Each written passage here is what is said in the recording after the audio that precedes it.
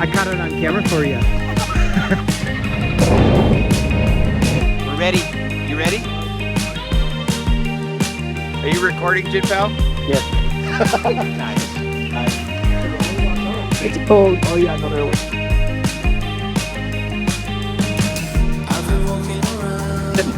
Like home water.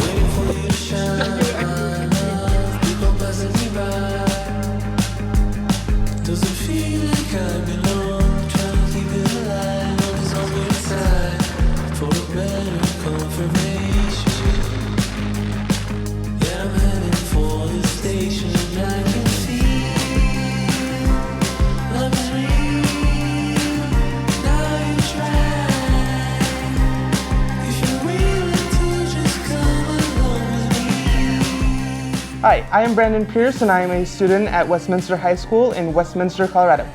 And I'm Dakota Hall. We are both students in the Aerospace Engineering program here, and this year we had the most amazing opportunity to work with NASA on a year-long industry-sponsored project. In July of 2022, we attended the NASA Impact Science Team meeting in Boulder, Colorado. There we learned about the impact study from the heads of the project, Vidal Salazar and Lynn McMurdy. We also had the chance to talk with a number of college students. That COC on the 3rd, 4th, and 5th, you can see how long it's taking that front to propagate and pass through the area. Scientists and engineers who were working on the projects for their study. Applying this to a winter storm, I wanted a visualization that really kind of spoon-fed the data out to me. And we even had the chance to interview one of the former ER-2 high altitude plane pilots. The most difficult airplane in the world to fly.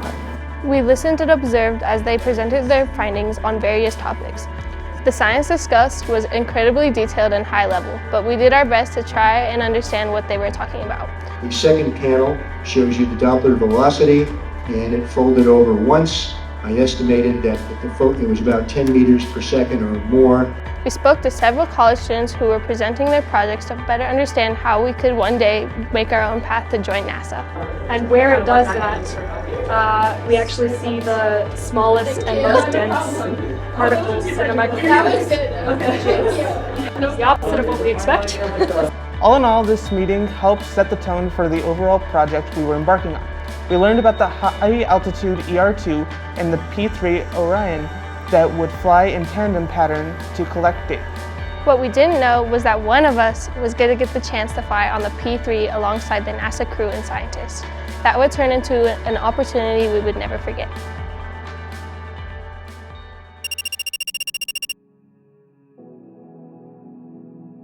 I'm Lynn McMurdy from the University of Washington, and I'm what's called the principal investigator for the project called the Investigation of Microphysics and Precipitation of Atlantic Coast Threatening Snowstorms. As a principal investigator, I oversee the entire project. So I have a large team of scientists that work with me from universities and also from NASA Goddard and other NASA institutions.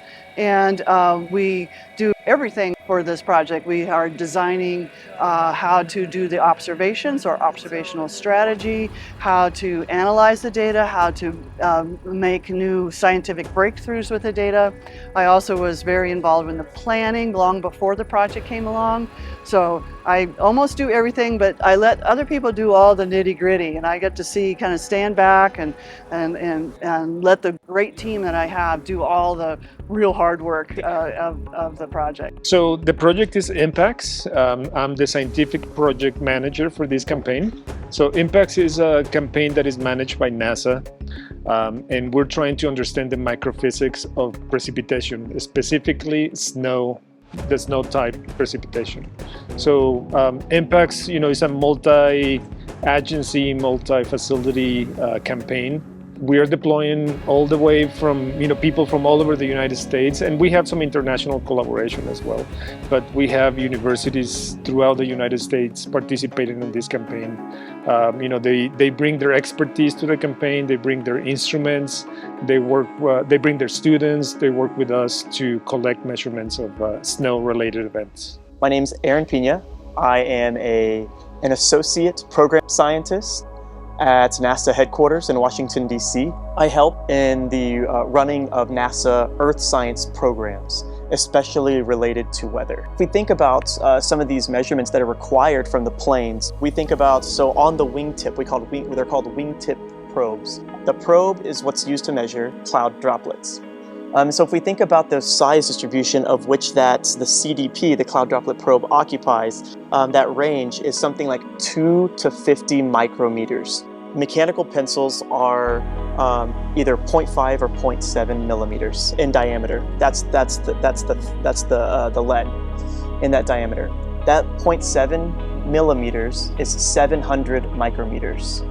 So 700 microns. And if you think about something like the cloud droplet probe measuring 2 to 50 micrometers, you could fit something like 10 to 15 of those little droplets that we're trying to measure across the diameter of the thread that comes out of this mechanical pencil. Hello, Jen. Is it possible for you to tell us what you do in this campaign?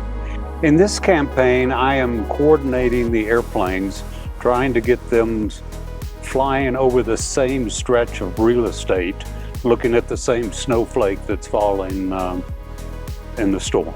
And we've learned that you were a former pilot for the ER-2 plane. Can you give us a little insight of what that experience was like? It's a very challenging airplane to fly.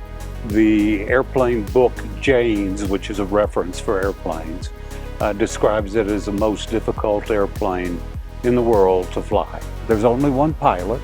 It's a single engine airplane, and it flies very high, roughly in the neighborhood of 65,000 feet above the earth. So you're quite high, you can see a long ways. It requires precision flying. It's a challenge. Why were you interested at first? So obviously, since NASA is the big astronautical stuff, why would you bring this to NASA in the first place? Well, NASA, it's interesting, and not only do they go out in space, but they're also interested in studying how the Earth, the globe, where we live, works. And they have a lot of satellites up in space. And one series of satellites measures precipitation from space. It's very hard to do, especially snowing or frozen precipitation. That's actually, the physics of it is really difficult. So they need to know, we need to have ground measurements and in the air measurements of snowfall. And we need to be able to relate that to our remote sensing instrumentation. So our observational strategy is to have a high-flying aircraft that has instruments just like what's on the satellite. And then underneath it is another aircraft that has in situ, they're measuring actually the parts of the clouds and what's called microphysics. That's what those little tiny parts, we can't see them with our eyes, or we can see them a little bit, like when they get big enough to fall on your sleeve as dendrites and such. Those are little particles that are that were originally in the cloud. So we need to relate those two together. With aircraft, we can tell it where to go and go over and over again, so we get a lot of variety of measurements. So NASA's interested in being able to improve their measurements from space. And I'm interested in storms. I love storms. I love any kind of storms, and I especially love them when they're raining or snowing or anything fun like that. So that's why I'm involved. What is the purpose of impacts, and why is NASA so involved in weather when we've seen them be so involved in space? Space, yes. NASA is known for space research. We have astronauts. Trips to Mars, but very few people know that NASA has a lot of investing on Earth research, because Earth is where we live, right? Why NASA cares about the weather? Because the weather affects you and affects me, affects everybody that lives in the world, not just the United States. NASA is interested in understanding better the weather patterns that are affecting us. Impacts is a very specific campaign because we're trying to understand how much snow falls in the ground. Right now, you see in the Weather Channel, for example, you see forecasting like it's gonna fall 3 inches of snow here, or it's gonna fall just traces of snow. So the difference between traces and a few inches of snow has very important economic potential, right? So you might not be able to go to work because there's a lot of snow on the ground, but you could plan better for your day if you knew the forecast was accurate.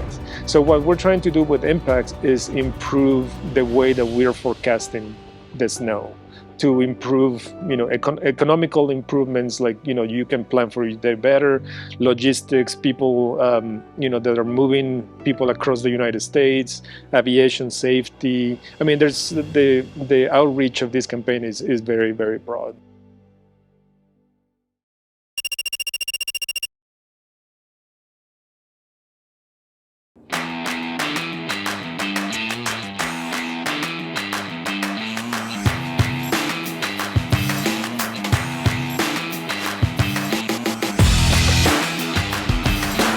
Well, you see two kind of areas up there that are lakes, is what they are. We are going to use a plane and putting our projects on the plane. This is an RB-12. Okay, it's a experimental light sport aircraft. Okay, that's the title of it. It is built by students. If you look in the cockpit there, what you won't see is round dials like we see in the movies. You'll see round dials, airspeed, altimeter, all sorts of different things, all computer screens. This is a 2-passenger. It only holds 20 gallons of fuel, but I only burned about 3 gallons per hour. We're going to fly our projects on a plane. He's going to pick a few to go on the outside of the plane. Ferguson, are we ready for take 2? I'm ready, and I'm gonna fly this time. Yeah! All right, thumbs up, ready to go. We test the kids' equipment. Go! You get in a car, you just turn the ignition on, put your seatbelt on, drive away. Right. Well, we do 3 major checks. Okay. External pre-flight, which I've already done before my first flight. Right. Then we do the engine start. Then we taxi over there to do the engine runway. Okay. So there's really 3 checks we do every single time we fly. All right, grab your headset there. Okay. Good. And put it on. All right, so the passenger brief is that we need to get out, unhook yourself, make sure you take your headset off. You go that way, and I go that way. You don't go that way because the prop could still be spinning. Sounds good. The fire bottle between us, we need it. If I raise my hand, that means I've got to make a radio call. Ancestor 394 Sierra Papa, Centennial Ground, pass band to Challenger on Alpha. Correction, follow Challenger on Alpha. All right, we'll turn the master switch on. Yeah. See ya. Come on back. All right, we'll get it down. Ready? Yep. Come on.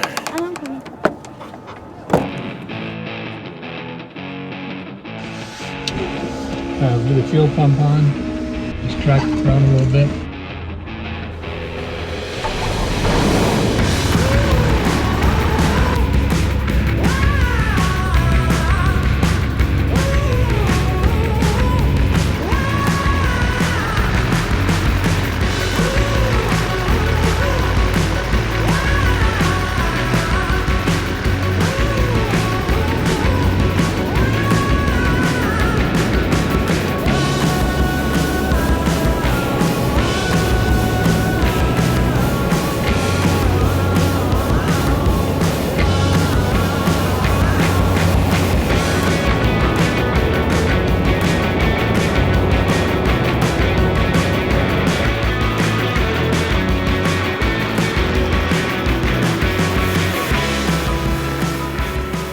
See the runway? You can see it out there. So we can actually follow them on the air.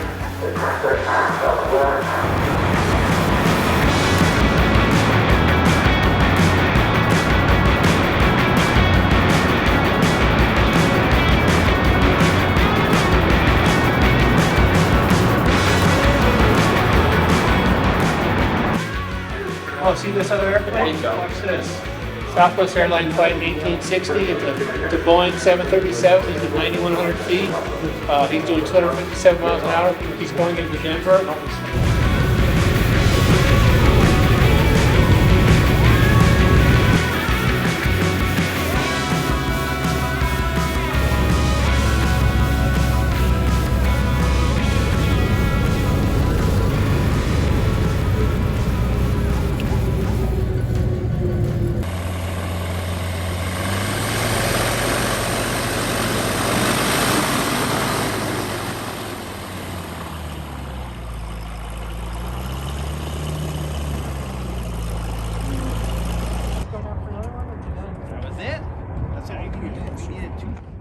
What'd we think, Mr. Ferguson? That's fun. Did we have fun? It was great. Yay! Our first ever flying on an airplane experiments. Made it. Yay! Congratulations, everybody.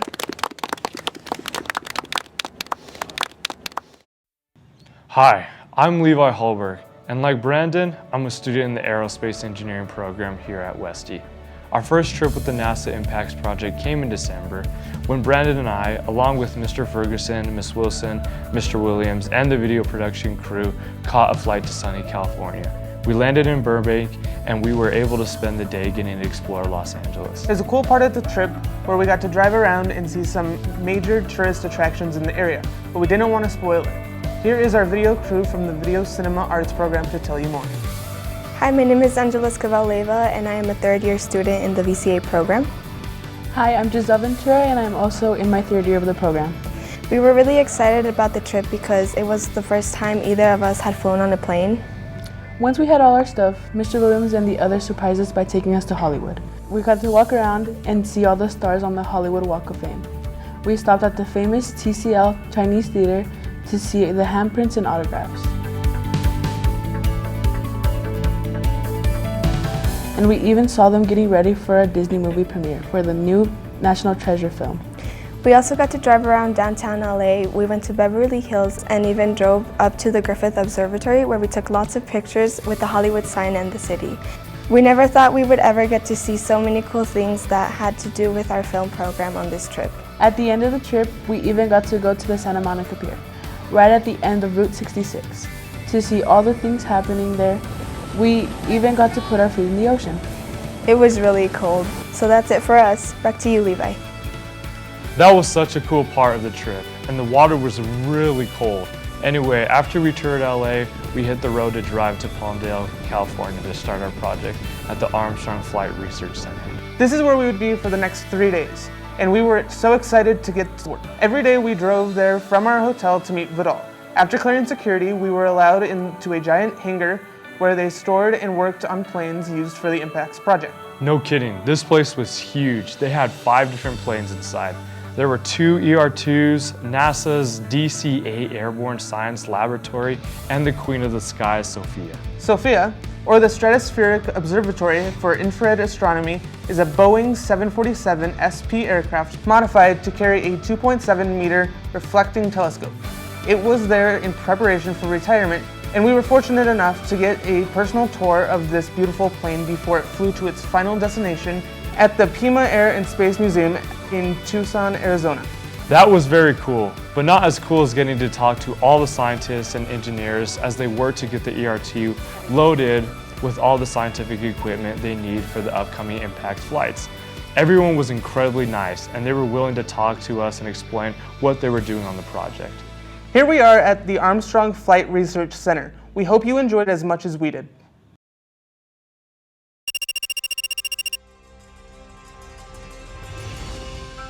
Hi Lynn, how are you? I'm doing great. Good. So we are here at the Armstrong NASA facility in Palmdale, California. Can you explain what you guys are doing here with the ER-2 plane? So the ER-2 plane is one of our planes for the Impacts project. It flies very high, and on the plane has remote sensing instrumentation, and we're here because we're putting that instrumentation onto the plane and getting it ready to fly in flights in January. How did Impact start? Well, Impact starts as an idea and a discussion between several scientists, like, wow, we really need to know more about snowstorms and how the snow is distributed inside the storms and why is it distributed in these narrow band structures. We really need to make measurements. So we thought there was an opportunity, what they call a call for proposals. And so my other team members and I wrote a very large proposal, gathered other team members, like people who had expertise in particular instruments, put it forward, crossed our fingers, and thankfully we got selected. Do you have any words of wisdom for the future generations who want to go into something in the engineering realm? Oh, this is exciting. So I have lots of words of wisdom. One of them is to be passionate and excited about the world. There's so much to learn and so many things that the younger generation can bring. So we always tell people advice, you got to get your fundamentals like the sciences and the math. But in addition to that, art, music, and communication, those are all important fields to study and learn from. But I think passion and enthusiasm and determination are the really main things that you need to bring to the field. Things don't always go the way you want, so you got to be determined to try again. Don't give up. Thank you so much for this conversation, and we hope the ER2 and the P3 have a successful mission. Me too, for sure. Can you tell us just a little bit about your role here with the NASA Impacts project? I'm the project manager for the ER2 aircraft, and for Impacts we help integrate the instruments and make sure that we're prepared to fly in the areas that we're that we're approved for the areas that we want to fly into. Any advisement for the next generation of STEM kids, of kids pursuing careers in engineering, science? To start is figure out what you're mostly interested in, what inspires you, what motivates you, and see how that could possibly develop into a career. It doesn't have to be even through school. It can be external resources, getting involved with clubs and stuff that kind of go with that type of interest that you have. Hi Nikki, how are you? I'm good, how are you doing? Good. What is your role at NASA? My primary role is as an operations engineer, and basically what that means is I'm responsible for the airworthiness of the aircraft I've been assigned to. Cool. In my case, that's the DC-8, and it's a flying science laboratory, kind of like the ER2, except all the scientists get to fly along with their instruments. Talking with you yesterday, you said that you had a crazy journey which led you to NASA. Could you give a brief explanation of how your journey is? Sure, yeah. So when I first graduated from high school, I got low grades in my STEM classes. I was not good at math or physics, and so I said, that's not for me. So when I went to college, I did an English degree. And it was great, but really an English degree prepares you to go back to school, right? To either be a teacher or to go to law school. And neither of those paths were something I was interested in. I kind of bounced around to different jobs for quite a while before deciding that I really wanted to do was work at NASA. And so I thought, if I want to work at NASA, how do I get there? The easiest way is to be an engineer. And so I went back to school 10 years after my first bachelor's degree to get a second bachelor's degree in mechanical engineering. I finally graduated about 3 years ago and started out as an intern actually while I was going to school here at the Armstrong Flight Research Center. And did that for 3 years. And as soon as I graduated, they hired me full time, and that's how I got here. Hi Vidal, how are you? Very good, nice to see you. Good. First off, what did you graduate with? Well, my bachelor's is in organic chemistry. I did organic chemistry back in Mexico. And then I did a master's in astrophysics and planetary science. With those degrees, how have they helped you get to where you're at today? Yeah, science, because all of my degrees are in science. So researching, participating with colleagues, talking about issues that we want to investigate, resolve. Right now I'm a project manager, and I'm responsible for deploying the ER2 and the P3. But I started being one of the instrument people. For example, I had my own instrument before. I was the instrument operator. I did the data acquisition. I did the data quality control. I make sure that all the data was correct. My career kind of kept advancing as I was getting more and more involved in these fields campaigns. I've been fortunate enough to work with many different cultures. So all of that, all of those little skills kind of help me, plan for a campaign, not only here in the U.S. but internationally as well. Can you explain what we are doing here with the ER2 plane? So we're in the middle of a project integration. So this is when all the instruments that are going to be participating on the field campaign for impacts, they get mounted on the airplane. And once they're mounted, then we go and test everything and make sure that all the instruments are collecting good information so we can go and collect our data set. How many test flights have you guys done in the past? For this one, we already conducted one, and it was just to test the engines and make sure that everything is working with the ER2. And again, once the instruments are mounted, then we'll go ahead and maybe fly another 2 or 3 missions just to make sure that all the instruments are collecting really good data. You were talking about how many institutions and universities gets their instruments installed on the ER2. How do you guys go with having those scientists get their instruments first seen and installed? Each instrument serves a purpose. So for example, the ER2 has a lot of laser type of instruments, radar type of instruments. So depending on the scientific objective, in this case, impacts is about snow bands, snow formations, clouds, and precipitation. So we have a lot of instruments that measure clouds, measure precipitation, and they work and they develop this instrument, and then they put it in airplanes like this.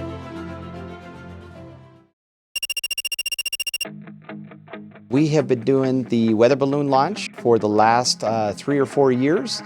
We work with Edge of Space Science, a group that is helping us out with the launch today. We also partner with NASA, and we take all of the data that we collect over the next couple of hours, and we use that to analyze our projects. It could be anything from a GPS sensor to an altitude sensor to a thermal sensor. There's just a bunch of different projects that each one of the students have created, and we're trying to collect that data and then analyze it against what the results are for the day today. Okay, you're gonna swing around and make a line up this way. Right where I'm standing. There we go. And now we're gonna line up. All right, make sure your payloads are turned on. We're ready. You ready? Yeah, let's do it. Kind of stay underneath it as best you can. Don't let the line hit the ground. Just kind of keep it somewhat taut. Don't hold it tight. Have a nice little grasp like you're holding a baby. Good. And then just let it go when it gets above you. How will I know when I need to It'll just come right out of your hands. Okay. Payload on. 5, 4, 3, 2, 1, go.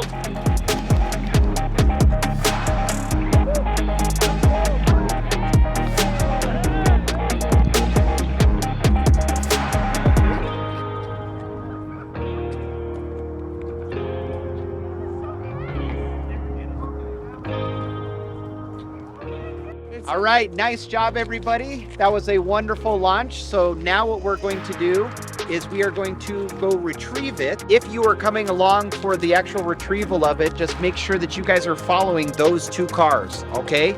So I'm gonna follow him. It is Mr. Jim. He's got the red jacket on right there. So that is gonna be our leader. When we get out in the middle of nowhere, remember, service kind of gets a little spotty out there. So there's gonna be a big line of cars going out there. You need to kind of make sure that you're staying really close to the group.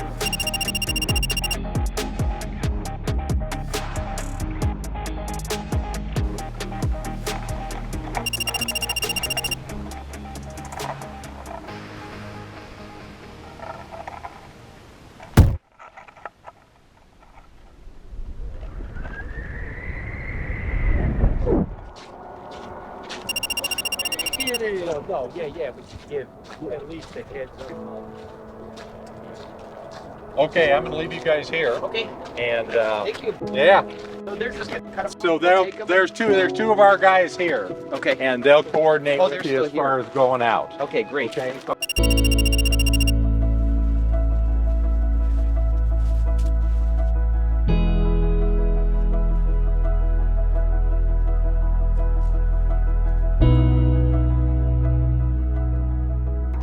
NASA guy, he's going to take all of your guys' collected data, and I'm going to send him a couple of projects, and then he's going to analyze those. Those will be in it, so they'll get to meet him.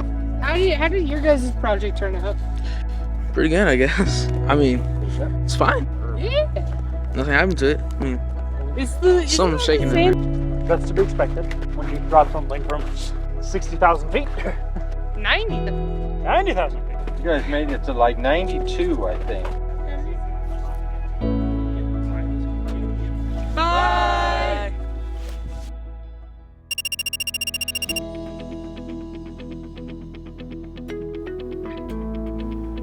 I live here in Denver, but I telecommute to San Francisco on a regular basis. And whenever I have meetings or whenever I have to be in the office, then I travel to San Francisco. The balloon took off from Deer Trail. We have 2 plots together, right? So one that goes up and one that goes down. And if you notice, the balloon goes, the balloon starts over here and it ends over there. So the dynamics of this area are completely different from that area, right? So you want to separate them from up and down. So then you can start looking at like what happened when the balloon went up and went down. And the first thing that you can observe, is this big temperature inversion. So you launch the balloon from here, and immediately the temperature dropped from 4 degrees to -4. So that was a big temperature inversion. So that was your first observation, the temperature inversion. It was great. Anybody remember that day? How warm was it that day? It was very cold. It was really cold, right? Yeah. So it was even colder above us. The temperature inversion was a pretty thick one. It lasted from 55 to 7,000 feet. So it was a very hefty temperature inversion. And then as soon as you hit about 7,000 feet, you get into a lot of turbulence. So what do you think that was? Wind and clouds. Maybe clouds. So it's very important to do, when you're making those measurements, this day it was cloudy, this day it was rain, so you can explain a little bit better. You might be already like hitting the cloud base, and cloud bases are usually very turbulent, especially in the winter time. And then what happened over here? The balloon, the temperature went up, and then it dropped down, and then it went up again. You saw the temperature went down, and then the balloon went down, and then went up. So the dynamics of the atmosphere are very complicated, right? But inside of the cloud, there's convective processes that push the air up, and then the air, of course, has to come down on the other side. So maybe your balloon got entangled in one of those convection flows that pushed it up, and then suddenly pushed it back down, and then slowly went up again. That observations, all these little things, we're observing just from a single plot, just from the temperature versus altitude plot. Could you imagine if we had more instruments? Can you imagine all the things that we could tell about the atmosphere and all the things that we're observing? All that information, we want to use it for benefit, right? So like for impacts, we're trying to forecast better how much snow is falling, right? But that's why, campaigns like Impact, they have a full suite, they have hundreds of instruments inside of the airplane, and they put all this information to try to explain all this phenomena. Hi, I'm Angel Martinez-Rome, and this is Tristan Castillo. We are both third-year students with WHS Video Cinema Arts program. We were selected to go on the trip to Wallops Island, Virginia to visit the NASA Wallops Flight Facility and to record the incredible things going on there. We were able to visit the entire complex, and we were given behind-the-scenes tours of the hangar where they were prepping the P-3 Orion for its mission. The same plane would also carry our friends from the Aerospace Engineering program with them on an official NASA mission. We also got to see the Mission Operations Control Center where they launch rockets. They also gave us tours of the Rocket Construction Facility, the NASA Balloon Program Office, where they build high-altitude balloons. We were also able to explore the island and see the world-famous Chincoteague ponies on an incredible boat tour. It's a trip we'll never forget for sure. Here are Dakota and Leanna to tell you about what it is like to fly on the P-3 Orion for an actual NASA science mission. It's not fair that we didn't get to go. Next time, pal. Next time. Thanks, guys. Don't be too sad. 8 hours on a flight without snacks isn't all fun and games. Trust us. Yeah, but I'm not gonna lie, it was pretty cool. I'm Leanna Rowan, and Dakota and I were super excited about going on the P-3 Orion flight. We weren't so excited about waking up at 3 in the morning to do it, but that's the sacrifice you have to make for science. When we got to Wallops facility, we had to watch safety videos so we knew what we had to do when there was an emergency. That's when it started to hit home that what we were doing was real. They even went through the order that we had to go if we made an emergency landing and had to evacuate the plane. It was a little scary, but I was still really excited. When we finally boarded the plane and they took roll call to make sure everyone was there, I was nervous and excited because it was really happening. Robert, Leanna, and Dakota. We took off while the sun was still coming up, and it was beautiful. It took us a couple of hours of flying to get to where the science team was going to start collecting data, and a lot of us took naps. And we flew all the way to Michigan, Wisconsin, and the Great Lakes. Once we got to our destination, the pilots began flying back and forth through the clouds, and that's when things got exciting for the scientists.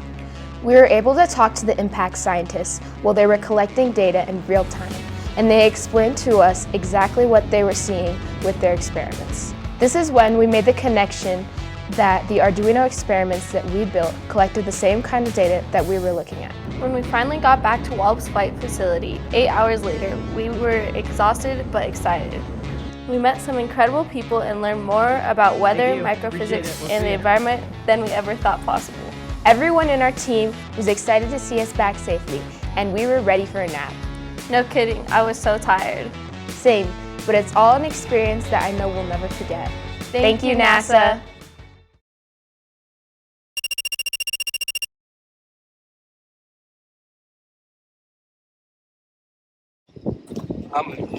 It is very early in the morning. We are already here and it's 4:18 a.m. This is dedication. Let's roll.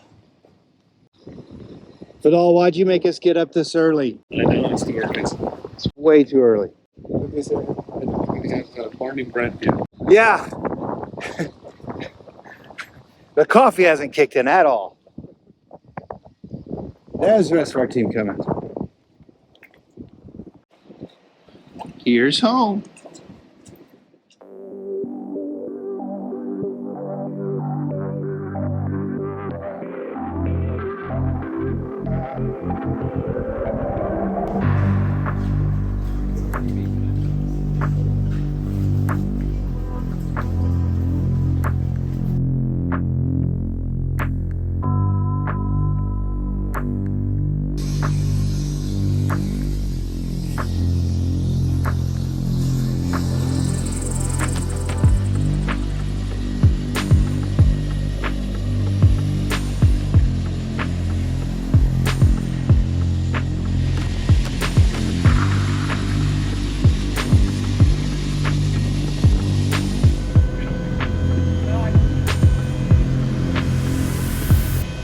Welcome everybody.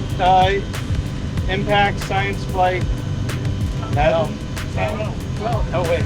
This is where we're going today. We're heading up to Michigan. We'll go up there. We'll do probably 6 back and forth. The ER2 can take off. Any updates on those things we can give a call at 6. So we may or may not be with the ER2 today. It doesn't change anything for us except it'll make it a little easier to keep our timings exactly. Ditching procedures, for those who have been flying, we won't go into detail about it. Just remember you got the placard on board. Keep your hand out, check which side you get out. If we do have to ditch over water, you're just going to get out into the raft. And there's your immersion suit. And then keep in mind, you'll get on in the immersion suit, then you'll put on your Switlick, which is your life-preserving vest. And stand by, and we'll hop out into the raft and wave at the rescue. Dakota Hall, Westminster High School. How do you feel about this mission that we're going to complete today? Nervous and excited. Nervous and excited. Embarrassed. Diana, how do you feel about this mission? I'm excited. As excited as Dakota? That? More excited than More excited. I love it. I'm going to zoom in on you.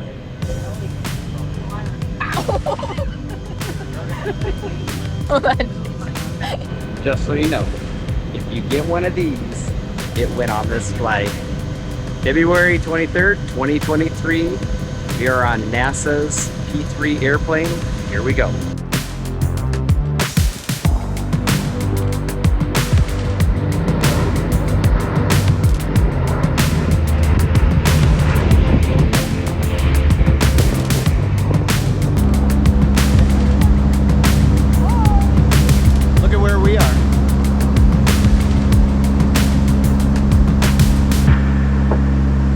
This right here is actually just the visualization for our flight track. So this is basically just waypoints that will fly out to the area that we're going to be doing our basically a wall pattern where we fly back and forth at different altitudes.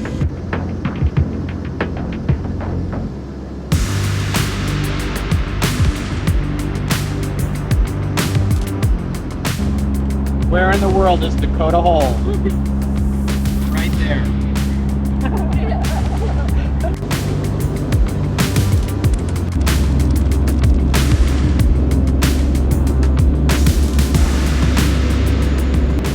Ohio anymore. We're in Canada. We're in Canada, like Canada. almost at Detroit. Almost Detroit. Are you guys ready for the bumpy ride now? Yeah. Is this where it gets bumpy? Bumpy and we go on a roller coaster ride? Yep. Yeah? Free Gila chips. Here we go. Pure white, huh? It's just pure white. Oh, there's that. That's all you see.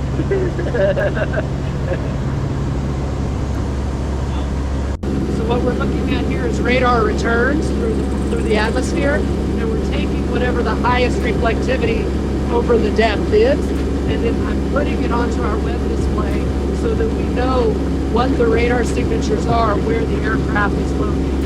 And I fetch this every minute, so that as storms are moving, as the whole system is moving, we can change our flight path to accommodate. We have two cameras, so we have a picture of two different angles.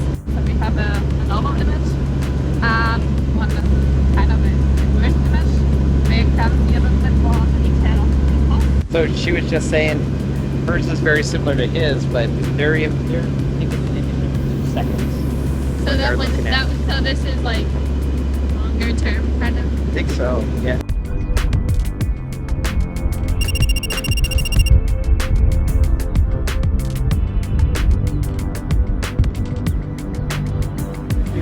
Thank you. Appreciate it. We'll see you. Yep.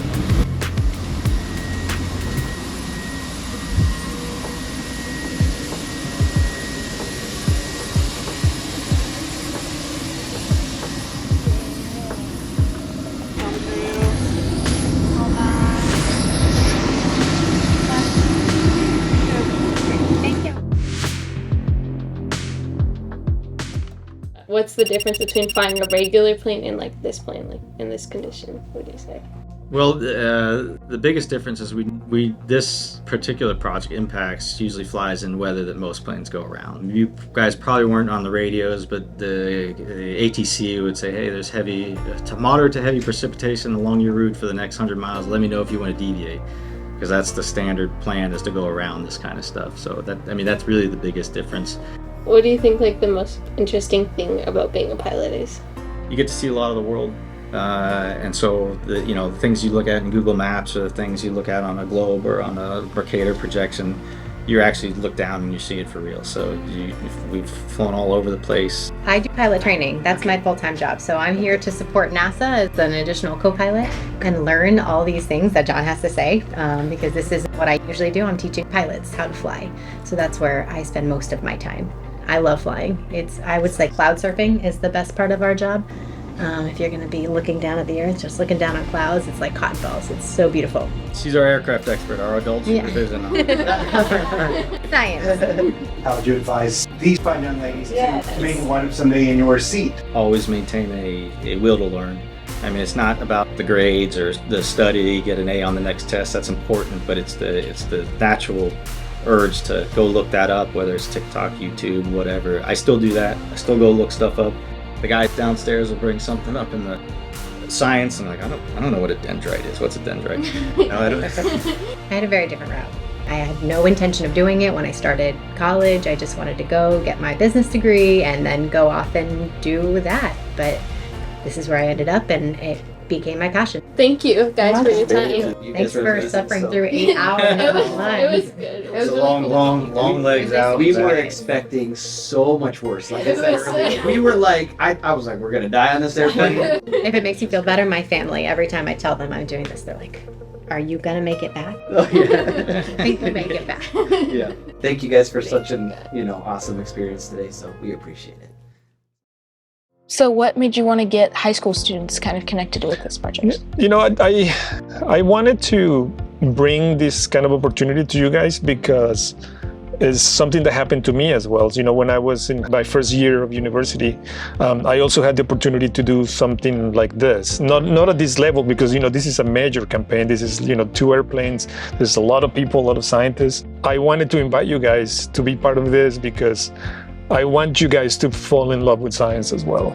And, we need more people like you guys to be, in love with science and participate in science. So I'm hoping that this experience gives you like a different view of how wonderful science is, how wonderful it is to participate with all these people, talk to the scientists, and experience what work for them is. And it's, it's not work, it's just like they're having fun every day, and you get to experience it, right?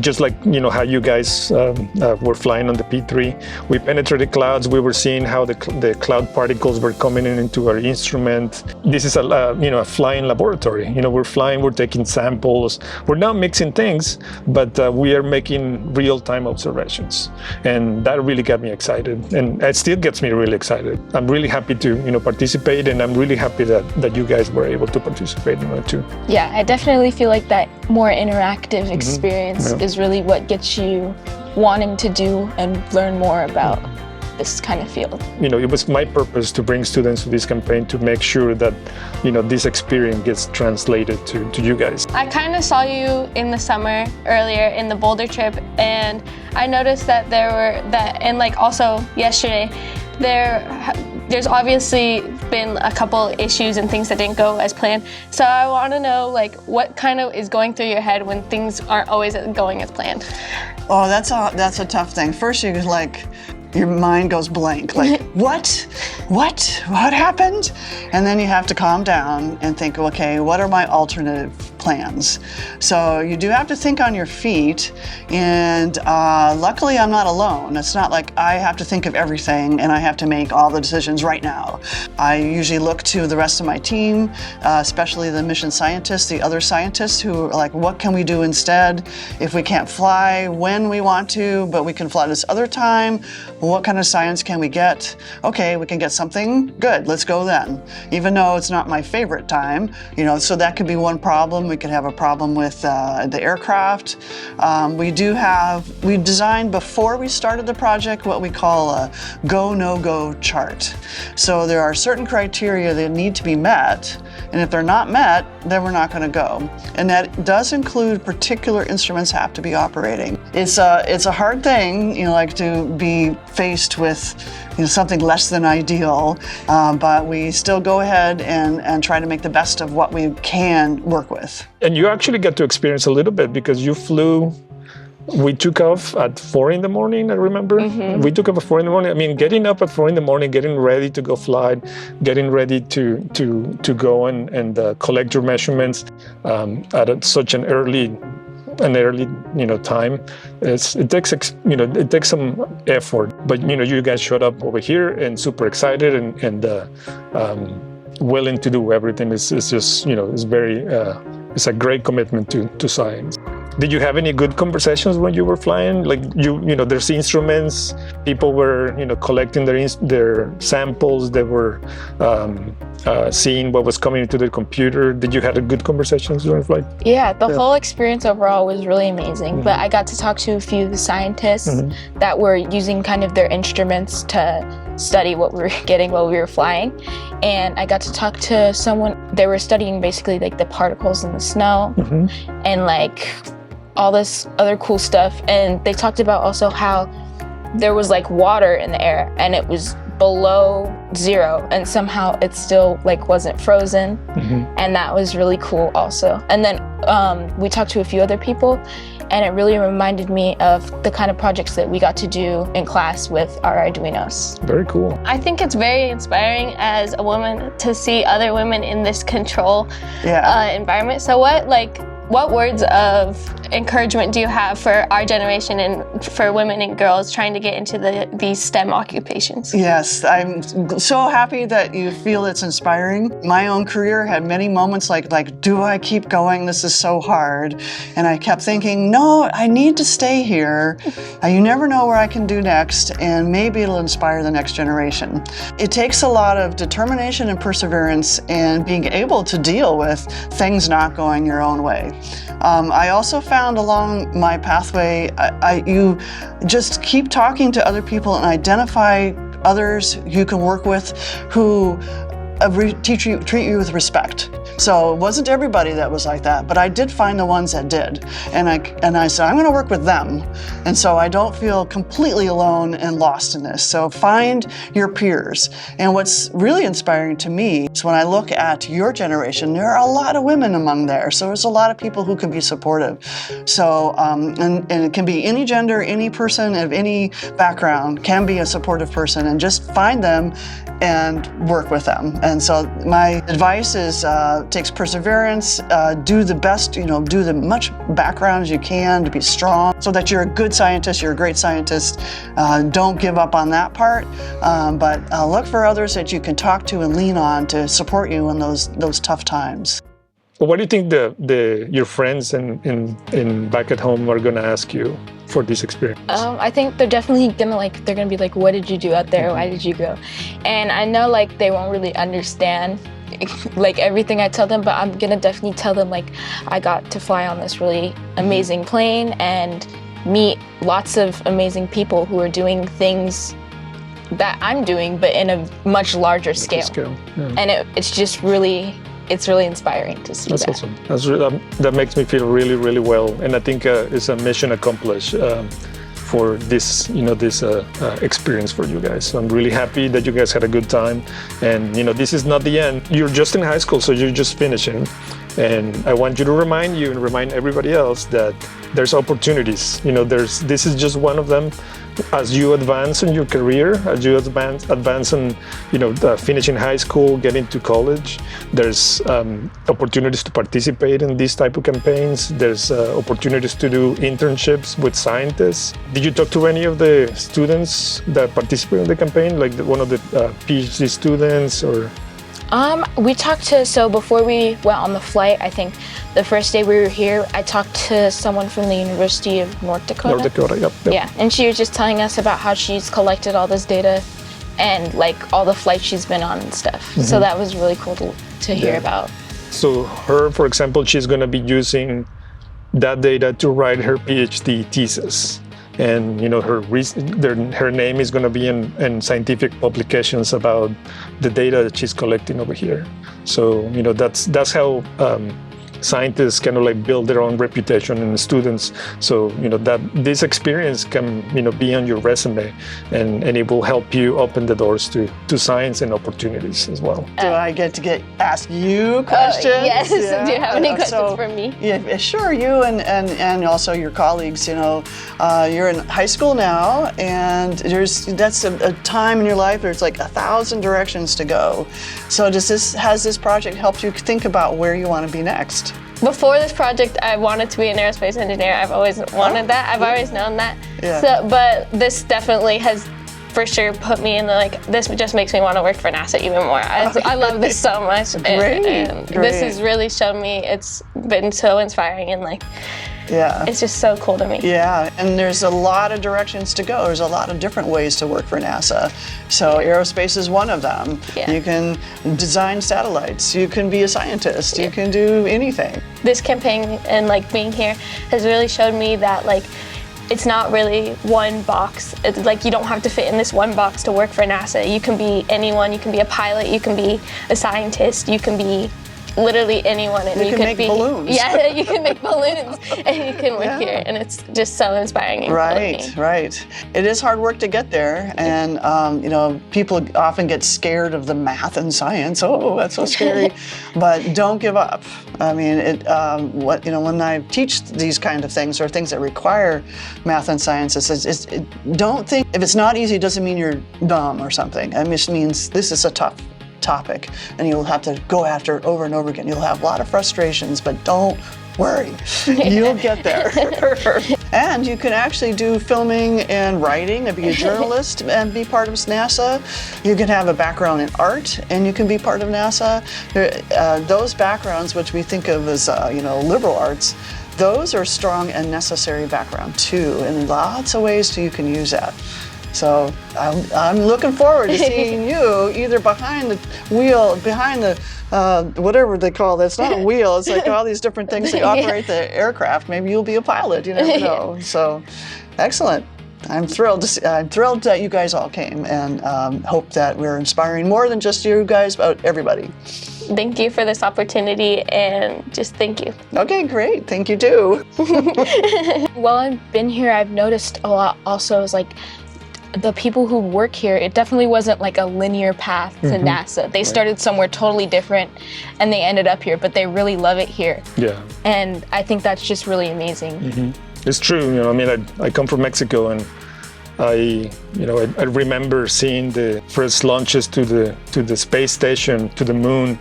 I remember seeing them on TV and as a little kid and thinking like, well, I wish one day I'm gonna work for NASA, and you know, I'm here, so it's kind of like a dream come true, and I'm so excited, and I'm trying to bring that excitement to you guys. You guys are the next generation, so I hope you can take us to the moon, to Mars, and beyond. Thank you. Yeah. This experience has been just really inspiring. I mean, our pilot the other day, I thought that was really cool that she was like a woman. I know. Yes, yeah. And also, I just think your story is really cool as well. So that just like anybody can do what they want as long as you can work for it. Right. If you want to give any advice to the students nowadays, it's just do what makes you happy, and if it makes you happy, you know, the happiness radiates around you and success will come your way.